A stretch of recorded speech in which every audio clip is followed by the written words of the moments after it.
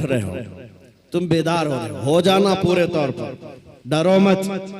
तुम्हारा नाम किसी मुजरिम कौम से जुड़ा हुआ नहीं है। भौंकने दो कुत्तों को, जितनी मर्तबा कहें आतंकवादी, जितनी मर्तबा कहें दहशतगर्द, जितनी मर्तबा टेररिस्ट, जो बोलना है बोलो। हम तुम्हारे बाप की जमीन पर नहीं जीते और ना ही तुम्हारी सर्टिफिकेट की जरूरत है। हम अल्लाह के बंदे हैं, रसूल के उम्मती हैं। नारे तकबीर, नारे रिसालत, नारे रिसालत, लब्बैक या रसूल अल्लाह, लब्बैक या रसूल अल्लाह। और आपको खौफजदा होने की जरूरत नहीं। जितने पाखंडी गुफे में बैठ करके प्लान बनाकर सोशल मीडिया में छोटे छोटे वीडियो वायरल करते हैं और दहशत फैलाते हैं, कभी किसी मुसलमान की मॉब लिंचिंग करके, कभी किसी के कत्ल की वीडियो वायरल करके, और कभी किसी गुफे में बैठ करके ये कहना इस्लाम का विनाश कर देंगे, इस्लाम को खत्म कर देंगे। मैं चैलेंज करता हूं, तुम अकेले नहीं, तुम्हारे जितने नाजायज बाप है सबको शामिल कर लो, जितनी नाजायज औलाद है सबको मैदान में ले आ जाओ, जितने कीड़े मकोड़े हैं सब आ जाए। इस्लाम को चंगेज ने कुछ नहीं कर सका, हलाकू से कुछ नहीं हो सका। जिन्होंने हमारी खोपड़ियों से मीनार बना दिया था, जिन्होंने मुसलमानों के खून से दरियाए दजला को लाल कर दिया था, उस दौर में इस्लाम खत्म नहीं हो सका। तुम्हारी 5 साल की नशेड़ी हुकूमत से क्या खत्म हो सकता है? इस्लाम तेरी बोलो हाथों को उठाकर नारे तकबीर, नारे रिसालत, मजहबे इस्लाम से, अजमते इस्लाम से, शौकते इस्लाम से, रिफाते इस्लाम से, पैगंबरे इस्लाम से, नामूसे इस्लाम से। ये जवानी बरकरार है। उनको बुला करके कभी नेताओं को भी दिखा दे। वो दिन के 12 बजे वोटों का मजमा जमा करके फख्र करते हैं पब्लिक हमारे साथ, उनको ऐसा ही लगता है। और शराब के धुत में जमा होने वाला मजमा और है, इश्क मुस्तफा में आने वाला मजमा और है। 500-100 रुपए लेकर के दिन के उजाले में आना और है। तुम्हारा मजमा दिन के 12 में होता होगा, हमारा मजमा रात के 12 के बाद गर्म होता है। या आओ देखो, ये रात नहीं लगती इन दीवानों के हाथ, न रात है, बल्कि मैं तो कहता हूं सुन्नियों के यहाँ कोई संडे भी नहीं आता है। जो रात मेरे नबी के नाम है वो रात हमारी ईद की रात है, वो रात हमारी ईद की रात है। जब तक ये फख्र बाकी रहेगा, मेरा यकीन है, अगर इनको लगता है हम बहुत गरज करके बोल रहे हैं, अपने मजमे में बोल रहे हैं, कल को अगर इन्हें चाहिए तो हथकड़ियां लगा लें, फांसी के फंदे पर चढ़ा लें, और मुझ जैसे एक आदमी के मर जाने या कत्ल हो जाने का नाम इस्लाम का खत्म होना नहीं है, बल्कि मैं चीखते हुए जाऊंगा जिस दिन तुम मुझे फांसी पर चढ़ाओगे। इस्लाम जिंदा होता है हर करबला के बाद।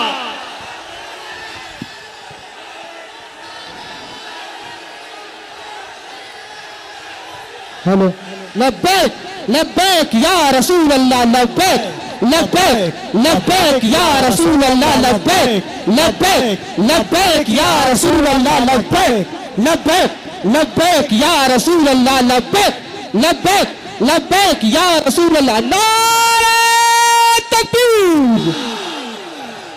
आज हुकूमत के नशे में आकर अगर कोई बार बार मेरे नबी की जात को इस्तेमाल करता है तो हमारे जज्बात बेकरार होते हैं।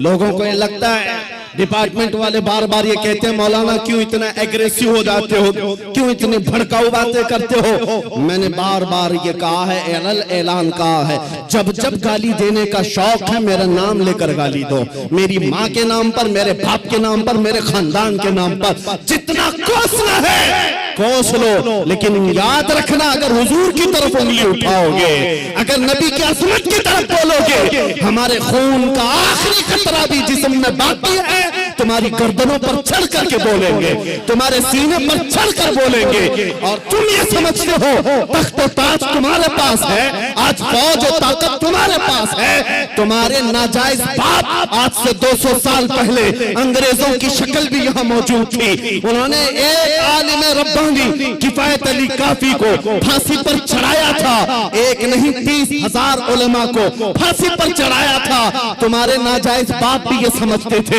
हिंदुस्तान से इस्लाम खत्म हो जाएगा। अरे उनका चूरा भी यहाँ बाकी नहीं रहा, सब खत्म होकर चले गए। तुम भी अपने अंजाम का इंतजार करो, कुछ देर की खामोशी है, फिर शोर आएगा। आज कुत्तों का वक्त है, कल हमारा दौर आएगा। लब्बैक या रसूल अल्लाह, लब्बैक लब्बैक लब्बैक या रसूल अल्लाह, लब्बैक लब्बैक लब्बैक या रसूल अल्लाह, लब्बैक लब्बैक लब्बैक या रसूल अल्लाह, लब्बैक लब्बैक लब्बैक या रसूल अल्लाह, लब्बैक लब्बैक लब्बैक या रसूल अल्लाह। नारे रिसाला। लोग अगर ये पूछते हैं आपकी जज्बाती तकरीरों से होता क्या है, मैं सिर्फ इतना ही कहता हूं, क्या होता है पता नहीं, लेकिन मेरा यकीन ये कहता है मैं जज्बात में लाऊंगा, कोई बच्चा बुज़दिली से नहीं मरेगा इंशाअल्लाह। कोई नौजवान तुम्हारी जूतियां चाट करके नहीं मरेगा, तुम्हारे हाथों में फंस भी जाएगा, नबी नबी कहकर दुनिया से जाएगा।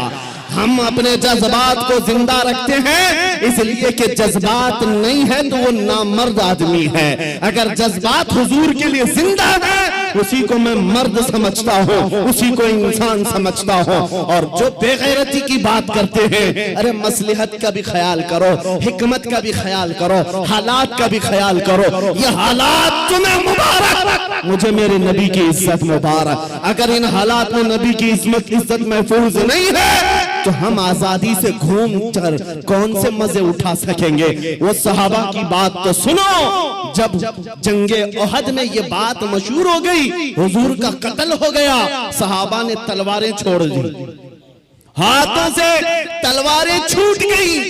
इस वजह से कितने काफिरों ने सहाबा का कत्ल कर दिया, कत्ल हो गए 70 सहाबा। क्यों? जब ये खबर फैली थी ना कि हुजूर का इंतकाल हो गया, सहाबा बेइख्तियार कहने लगे अल्लाह के नबी अगर नहीं है तो फिर जिंदगी कहते किसे? हुजूर आप नहीं है तो जिंदगी क्या है?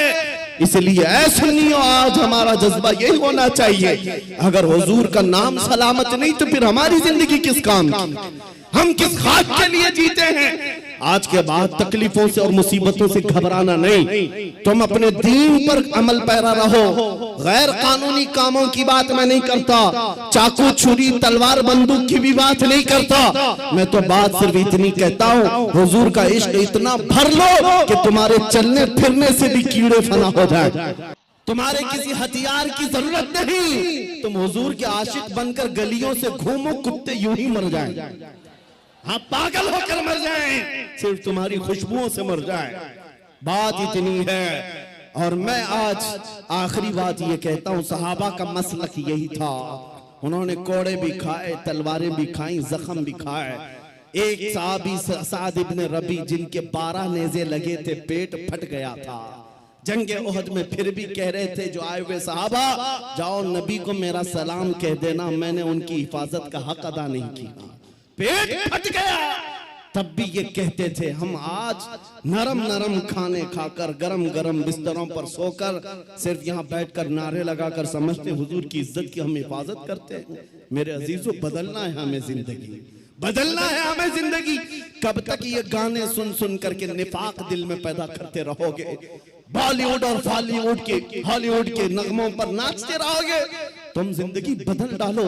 आज दुनिया, मैं आपको बताऊं, सादी हजरत फखरुद्दीन राजी बहुत बड़े हकीम है, कहते हैं एक मैंने हकीमी में, डॉक्टरी में एक चीज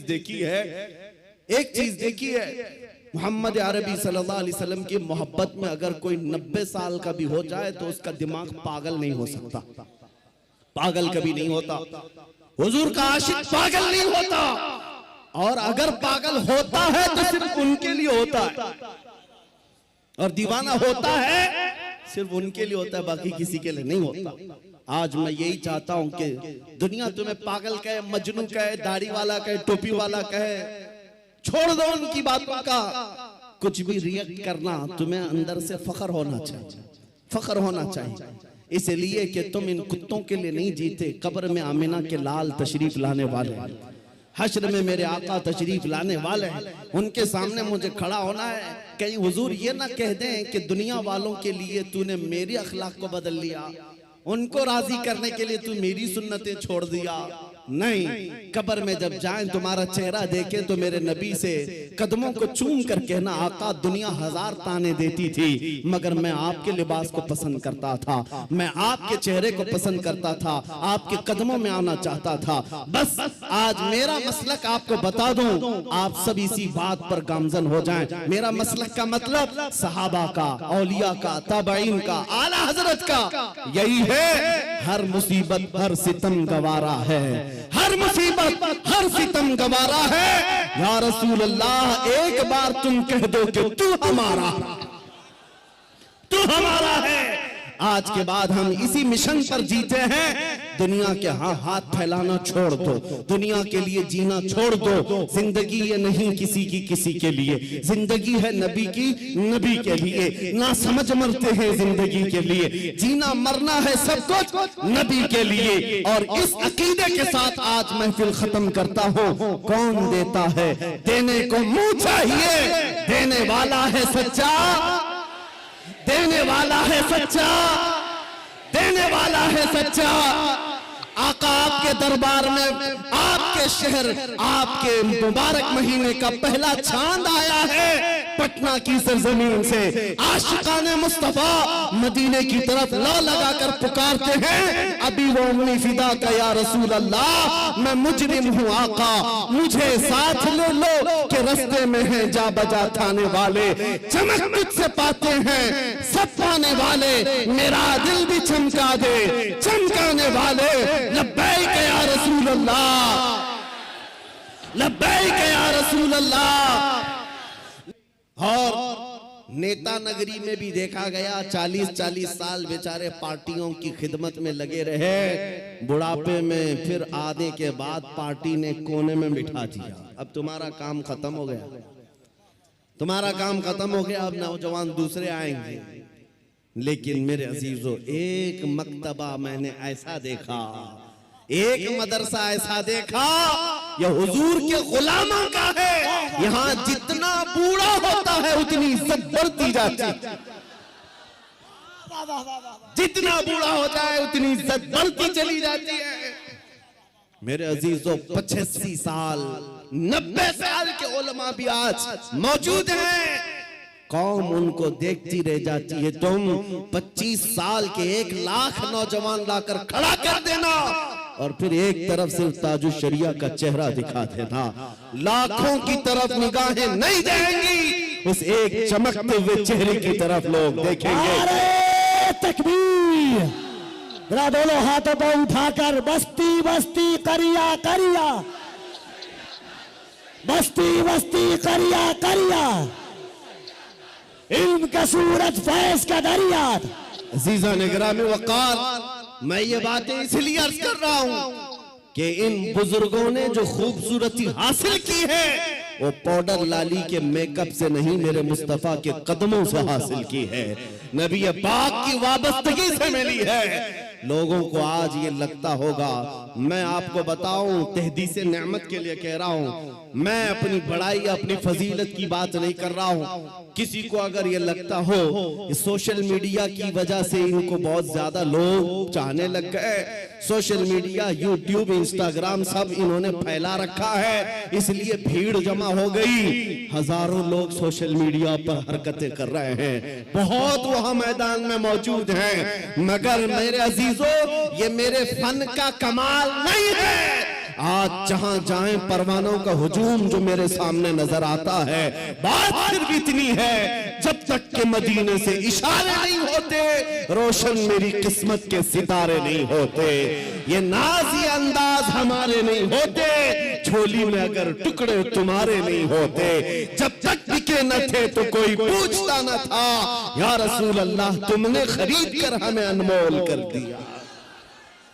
नारे तकबीर, नारे रिसालत, नाजदारे खत्मे नबूवत, नामूसे मुस्तफा, अजमत मुस्तफा, शौकत मुस्तफा।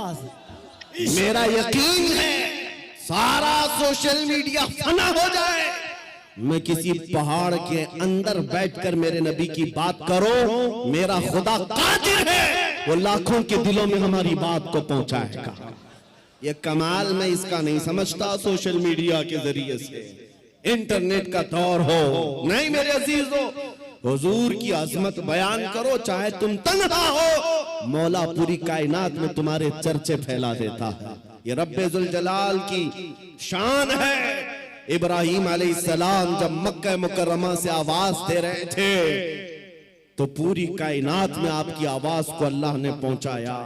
रब कादिर है, जिसकी आवाज को चाहे वो पहुंचाए, लेकिन तुम्हारी लिए जिम्मेदारी आज ये है तुम इनके उनकी जय विजय करना छोड़ दो, इधर उधर के पट्टे डालना छोड़ दो। तुम्हें दुनिया चाहे जितने भी लिबास बदल लो, दुनिया तो हुजूर के नाम से ही पहचानती, ये बात तय है। तुम जहां जाओगे हुजूर के नाम से तुम्हें पहचानती। जिस दिन तुमने नाम कहा, तुमको ये नहीं कहेंगे बिहार का है, पटना का है, फला का है। दुनिया तुम्हें अगरचे गांव के नाम से जान जाएगी, लेकिन तुम्हारी निस्बत वो सीधे मदीने के ताजदार से जोड़ कर देखती, ये पक्की बात है।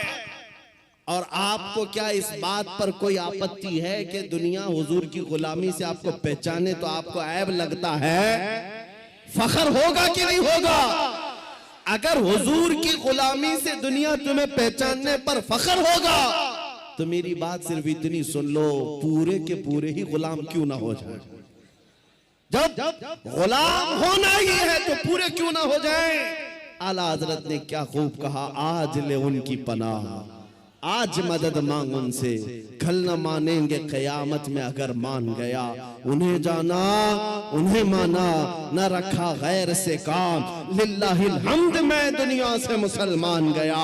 आज मैं आपको बात बताता हूं, इमाम गजाली रहमतुल्लाह ताला अलैह से पूछा गया, जब उम्मत पर कोई सख्त वक्त आ जाए, तवज्जो चाहता हूं, इलाज, उम्मत पर ऐसी कठिनाई आ जाए कि फितनों का उरूज हो जाए, फितने बहुत बढ़ जाएं, उम्मत मुस्तफा की शौकत पर सवाल आ जाए, ऐसे वक्त में इलाज क्या है उम्मत मुस्तफा के लिए, क्या आप हल बताते हैं? आज हमसे भी लोग पूछते हैं, इंटरव्यू में पूछते हैं, मुसलमानों के लिए हल क्या है?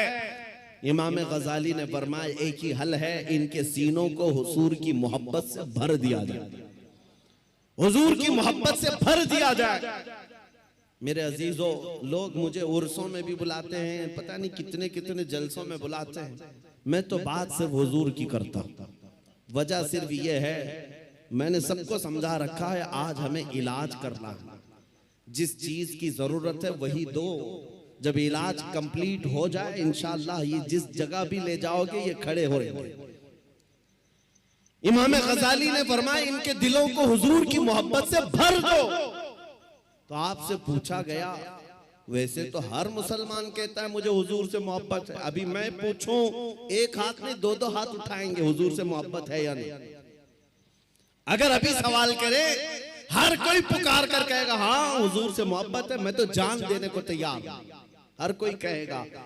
इमाम गजाली ने फरमाया हाँ हर कोई कहता तो है, लेकिन बात क्या है सुनो, इंसान की फितरत है और दुनिया का दस्तूर है, जो इंसान जिससे जितनी मोहब्बत करता है दिन में उसका बार बार जिक्र भी करता है, बार बार उसको याद करता है, बार बार याद करता है। और जब बार बार किसी का जिक्र करने लग जाए तो समझ लो उसका दिल भर गया है, इश्क से मोहब्बत से भर गया है, और नहीं जिक्र ही नहीं करता, यूं ही कहता है तो वो झूठा आदमी, वो झूठ बोलता है। हुजूर से मोहब्बत कहता तो है, लेकिन उसकी जिंदगी में नजर कभी नहीं आता। कहीं ऐसा तो नहीं मेरे अजीजों, आज मैं नौजवानों को देखता हूं, फिल्मी गानों के इनको लाइनें याद हो जाती हैं, फिल्मों के डायलॉग याद हो जाते हैं, मेरे नबी की 4 हदीसें क्यों नहीं याद।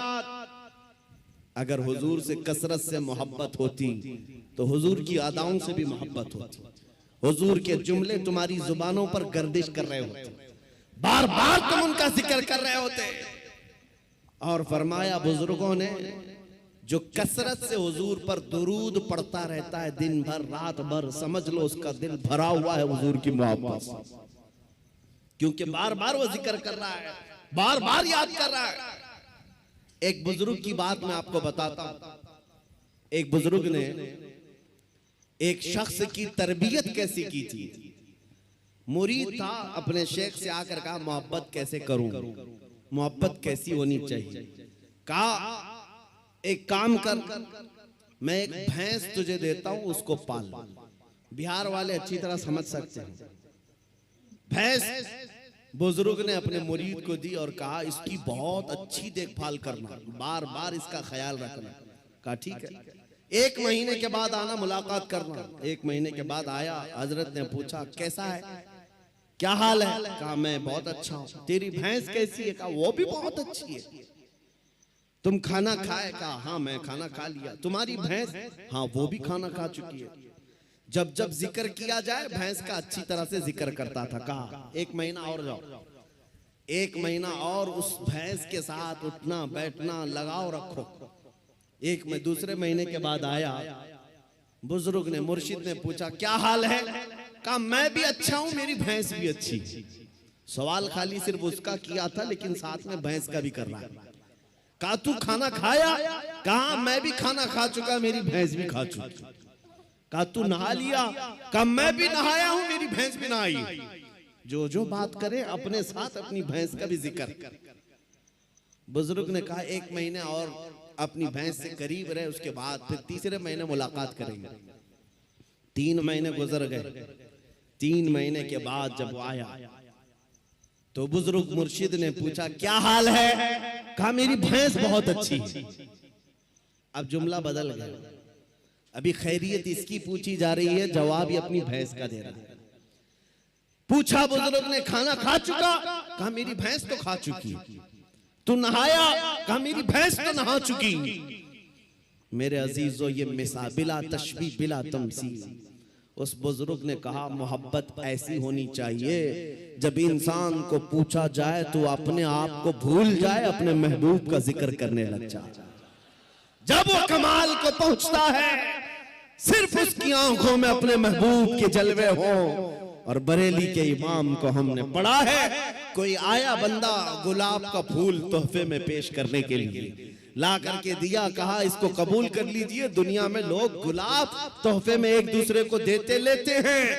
इमाम फाजिल बरेलवी उस गुलाब को कबूल तो करते हैं, देखते हैं, उसके बाद मुस्कुरा कर कहते हैं ये दुनिया का गुलाब है, सुबह खिलता है शाम में मुरझा जाता है। मैं उस गुलाब से मोहब्बत करता हूं जो कभी मुरझाता नहीं है, जो जब से खिला है कभी मुरझाता नहीं। और उसके बाद कहना शुरू कर दिया सरताब कदम है तने सुल्तान जमन फूल, लब फूल दहन फूल सकन फूल बदन फूल। वल्लाह जो मिल जाए मेरे गुल का पसीना, मांगे न कभी इत्र न फिर चाहे दुल्हन फूल। क्या बात रजा उस चमनिस्तान करम की, जहरा है कली जिसमें हुसैन और हसन फूल। आला हजरत ने एक फूल को देखा,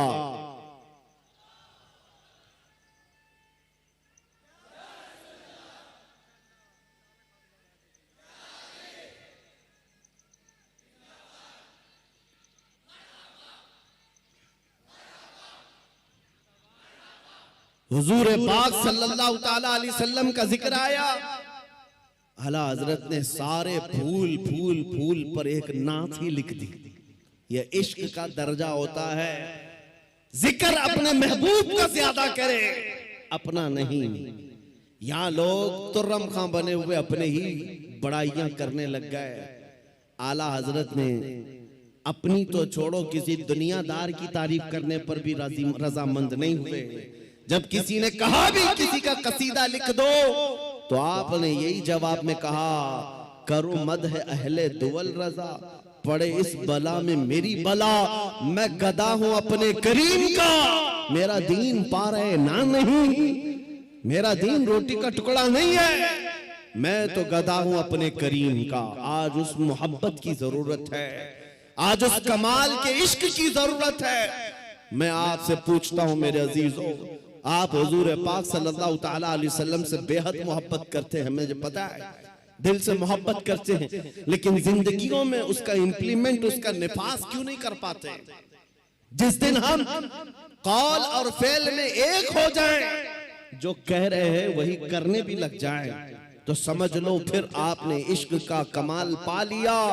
फिर दुनिया तुम्हारी इन हस्तियों से खौफ खाने लग जाएगी जैसे कैसर और किसरा बादिया नशीन अरब से खौफ खाती थी। जब मदीने के सहरा से निकल करके बगैर चप्पल के पैबंद लगे कपड़े पहनकर सहाबा निकले थे, ईरान भी कांपने लग गया था, रोम भी कांपने लग गया था।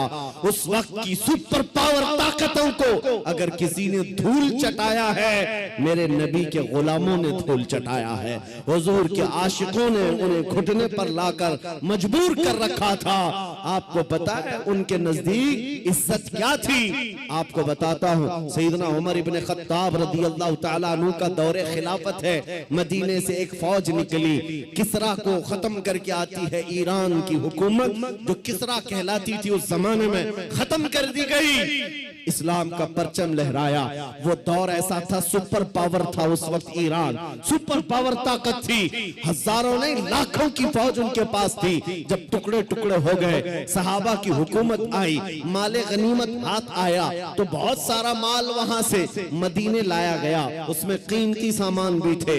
उस वक्त मदीने तैयबा ईरान के बादशाह के दरबार में बिछाया जाने वाला सबसे महंगा कालीन भी मदीना आया, लाया गया। सहाबा ने उमर इब्ने खत्ताब अमीरुल मोमिनीन रदियल्लाहु ताला अन्हु के पास वो कालीन पेश किया। कहा ये कालीन वो है, बादशाह जब किसी से बहुत खुश होता तो थोड़ी देर इस कालीन पर उसको बिठा देता और वो जिंदगी भर बैठने वाला फख्र करता, मैं बादशाह के महंगे कालीन पर बैठ कर आया हूँ, मैं बादशाह के महंगे कालीन पर बैठ कर आया हूँ। इस कालीन की आजमत है, लोग इसकी बड़ी तारीफ करते हैं, बड़ी बुलंद कालीन है। हम मदीने ले आए हैं, उमर इब्ने खत्ताब के पास दिया गया, कहा गया कि आप इसको सही जगह इस्तेमाल करें। मेरे अजीजों, सैयदना अमीरुल मोमिनीन उमर इब्ने खत्ताब ने उस कालीन को कबूल तो किया, ले जाकर के हुजूर के मिंबर पर या मेहराब पर या मस्जिद की सफों में नहीं लगाया, बल्कि कहा मस्जिद नबवी में दाखिल होने से पहले जो दरवाजा है उस दरवाजे के बाहर इस कालीन को फेंक दो। जो मस्जिद के अंदर आए वो अपने पैरों को पोंछ करके आए, पैरों को पोंछ कर अंदर आए, इसलिए कि किसरा बादशाह जिस पर बैठकर फख्र करता था, दुनिया को ये पता चल जाए वो मोहम्मद अरबी के गुलामों के धूल के बराबर हो।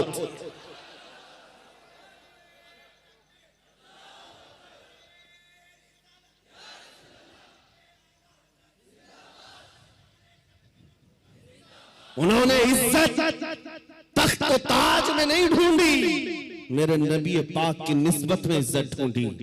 आपको पता है एक साहबी हजरत नौमान एक बादशाह के यहाँ गए थे, तवज्जो, बादशाह के यहाँ मेहमान बुलाए गए थे, कासिद बनकर गए। बादशाह ने उनके आने पर कालीन बिछाया रेशम का और कुर्सी बिछाई सोने की कलई की हुई कि मोहम्मद अरबी का कासिद आ रहा है, एम्बेसडर आ रहा है, तर्जुमान है।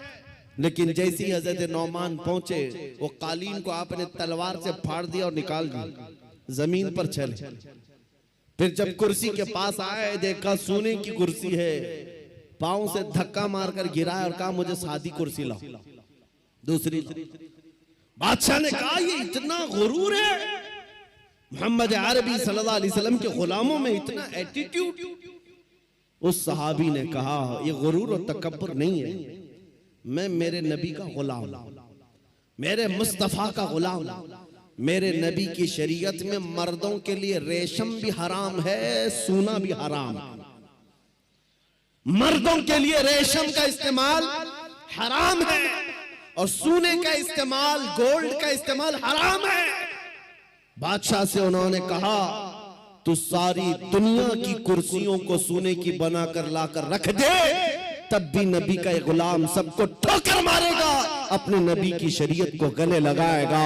उसी गुलाम की आवाज थी, उसी नबी के गुलामों की आवाज थी जो आज मैं मैसेज में कहना चाहता हूं। नौजवानों, फख्र करना हो तो अपने नबी की निस्बत पर फख्र करो। दुनिया अगर आज तुम्हें मुसलमान कहती है तो दाढ़ी मुंडाकर, टोपी छुपाकर, लोगों में छुपने की कोशिश करके सेकुलर बनने की कोशिश मत करना। दुनिया पहचानती है तो और पहचान बढ़ाओ। किसी ने मुझसे पूछा था क्या इस जमाने में दाढ़ी रखना अब भी वाजिब है? मैंने कहा अब के जमाने में तो और भी बड़ा वाजिब है। आज आला हजरत हर जगह क्यों किया जाता है? उसकी वजह यह है जिंदगी भर आला हजरत ने अपने खानदान के कसीदे नहीं पढ़े। जब जब आला हजरत ने कलम उठाया है तो बारगाह मुस्तफा की मदह सराई की है। जब जब कलम उठाया है मेरे आका की शान में लिखा सरवर कहूं के मालिक व मौला कहूं तुझे, बाग़े खलील का गुले ज़ेबा कहूं तुझे। 100 साल गुजर जाने के बाद भी उनके कलाम पढ़ने से मुरझाए हुए दिलों में जिंदगी आ जाती है। यहाँ मुरझाई हुई कलियां खिल जाती हैं। आला हजरत का उसूल मैं आपको बता देता हूँ। आला हजरत जिस उसूल पर चल रहे थे वो उसूल ये था रसूल पाक के सिलसिले में कि उनकी बात करो हर दिल पे राज करो, उनकी बात करो हर दिल पे राज करो। ये बहुत अजीम फार्मूला मैं आपको बता रहा हूं।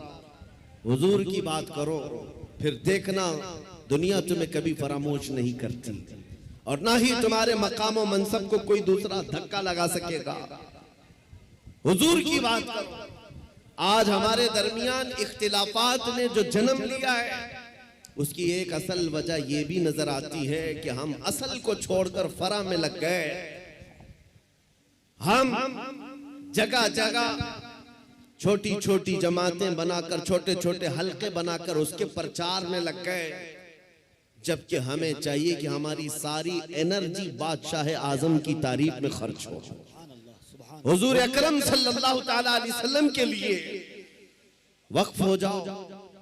इसलिए कि आला हज़रत इमाम अहले सुन्नत को हमने देखा पूरी जिंदगी। देखो, आपसे किसी ने पूछा अगर आपका तारुफ क्या है, आपका इंट्रोडक्शन क्या है, उन्होंने अपने बाप दादा परदादा के नामों को गिनाते हुए नहीं कहा मैं फलां फलां फलां फलां का बेटा हूं, बल्कि अपने तारुफ में कहा है उस गली का गधा हूं मैं जिसमें मांगते ताजदार फिरते हैं, वो सुए लालाजार फिरते हैं, तेरे दिन ए बहार फिरते हैं, ए रजा जाने आना दिल तेरे नगमों पे निसार, बुलबुले बाग मदीना तेरा कहना क्या है।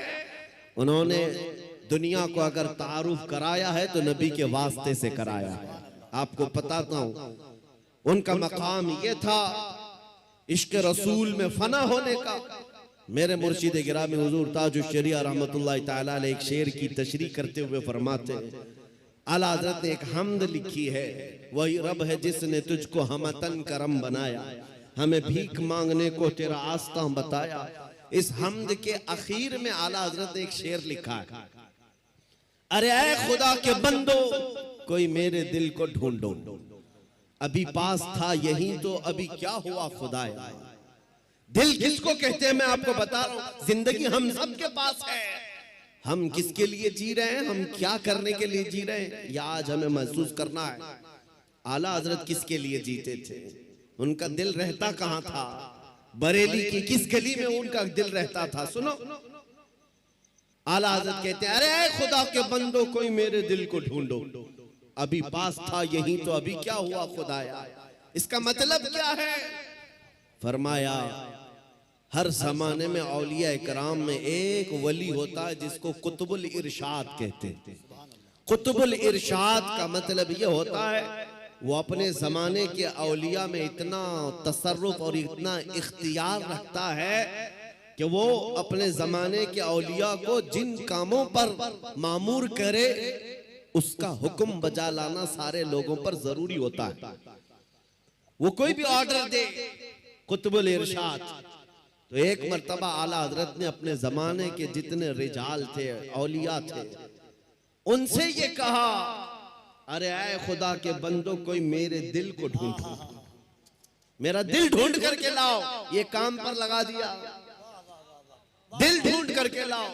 अभी पास था यही, तो अभी क्या हुआ खुदाया, दिल सिर्फ उस गोश्त के लोथड़े को ही नहीं कहते जो हमारे सीनों में धड़कता है, या खून का एक मुंजमद टुकड़ा है। दिल के और भी माने हैं। वो दिल कौन सा है जिसको ढूंढने के आला हजरत बात कर रहे थे। सारे औलिया को हुक्म हुआ, सब ढूंढने पर लग गए और ढूंढ करके वापस आए।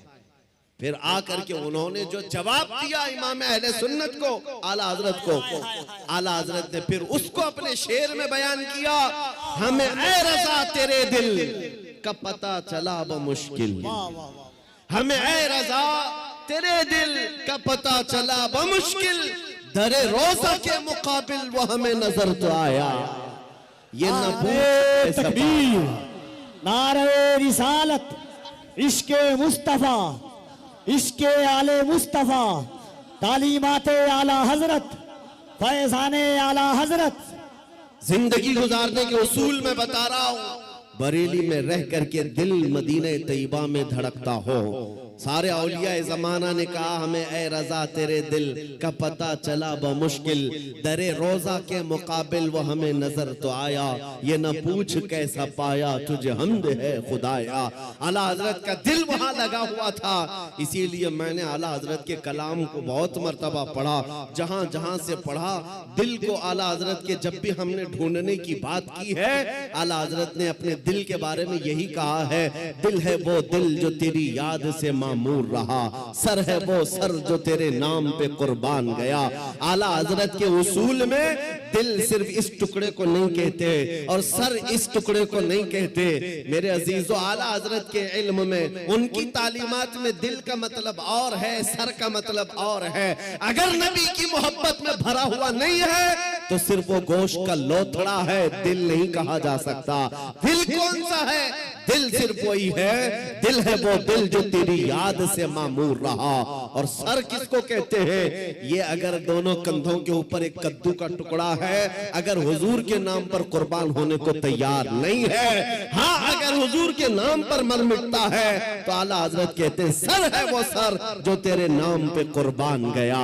आला हजरत के दिल को हमने उनके कलाम में ढूंढा है। वो कहते हैं कहाँ है? जानो दिल होशो खिरत सब तो मदीने पहुंचे, जानो दिल होशो खिरत सब तो मदीने पहुंचे। अरे तुम नहीं चलते रज़ा, सारा तो सामान गया। उनका अपने पास कुछ नहीं था। बरेली में वो कहते हैं जान भी चली गई, दिल भी चला गया, होश भी गया, खिरत भी गया, सब मदीने पहुंचे। तुम नहीं चलते रज़ा, सारा तो सामान गया।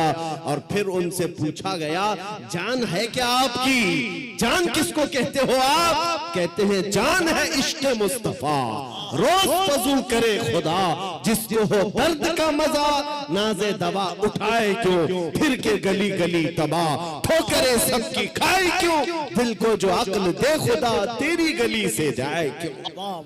मेरे अजीजों, आला हज़रत फरमाते हैं यूं तो सब उन्हीं का है, पर दिल की अगर पूछो, आला हज़रत फरमाते हैं यूं तो सब उन्हीं का है, पर दिल की अगर पूछो, ये टूटे हुए दिल ही खास उनकी कमाई है। हुजूर का है ये सब, हुजूर का है, अपने दिल का है उन्हीं से आराम। कहते हैं अपने दिल का है उन्हीं से आराम, सौंपे हैं सब उन्हीं को सब काम, सौंपे हैं उन्हीं को सब काम। लो लगी है कि अब उस दर के गुलाम चाह रहे दर्द रजा करते हैं। आला हजरत ने अपना सब कुछ सौंप दिया बारगाह मुस्तफा। आज इस जलसे पाक में मैं आपके सामने उनका जिक्र सिर्फ इसलिए कर रहा हूं कि मशरिक से लेकर मगरिब तक, शुमाल से लेकर जुनूब तक कोई खित्ता बचा नहीं है जहां से बच्चा बुच्चा पुकार करके न कहता हो डाल दी कल्ब में अजमत मुस्तफा। सैयदी आला हजरत पे लाखों सलाम। क्यों 100 साल के बाद भी बच्चा बच्चा पुकार रहा है? वही आज मैं तुम्हें फार्मूला बताना चाहता हूं। उस आला हजरत के मिशन पर चलना, उस मसलक का मतलब, उस मसलक का नाम ही ये है अपनी मर्जी से जीने का नाम जिंदगी नहीं है। हुजूर जैसा चाहे वैसे जीने का नाम जिंदगी है। आपको मैं बताता हूं, औलिया इकराम की जिंदगी में, तसव्वुफ में एक तालीम होती है। हजरत जुनैद बगदादी की तालीमात मैंने पढ़ा है। सिर्फ औलिया इकराम की जो इबादतें हैं, तस्बीह घुमाना, लंबे क़याम, लंबे सजदे, सिर्फ यही इबादत के तरीके नहीं हैं। एक इबादत का तरीका है जिसको औलिया इकराम कहते हैं मुराकबा। मुराकबा, मुराकबे का मतलब क्या होता है? सुनो, बहुत आसान है, आप सब कर सकते हो। अगर मैं आपसे कहूं आज 1000 बार सुभान अल्लाह पढ़ो, 1000 बार अल्हम्दुलिल्लाह, आप कहेंगे बहुत लंबा हो जाएगा। लंबा क़याम करना कुछ लोगों के लिए भारी, लंबा रुकू करना, लंबा सजदा करना इबादतें कुछ लोगों को लगती हूं। मुराकबा बहुत आसान लेकिन बहुत ही तेज असर। औलिया इकराम फरमाते हैं जिसका मुराकबा मुकम्मल हो गया वो अल्लाह का वली बन गया। मुराकबा होता क्या है?